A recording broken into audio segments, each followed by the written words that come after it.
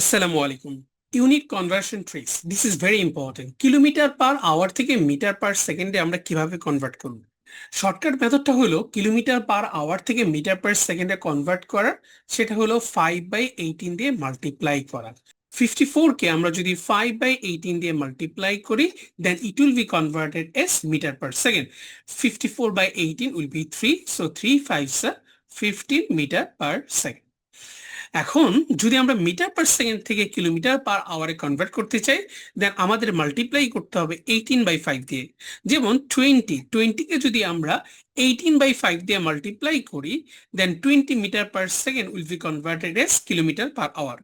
20/5 will be 4, 4 8 ja 32, we have 3, 4 1 ja 4 plus 3, 7, 72 kilometer per hour. এটাই ছিল shortcut method.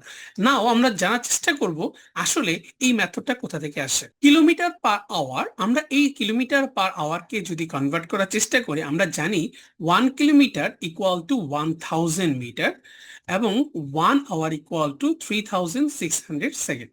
নাও আমরা যদি ক্যান্সেল করি 0 0, আবার এটাকে 2 দিয়ে ডিভাইড করলে 5, 2 দিয়ে ডিভাইড করলে 18। এইটাই ছিল আমাদের সেই শর্টকাট মেথড।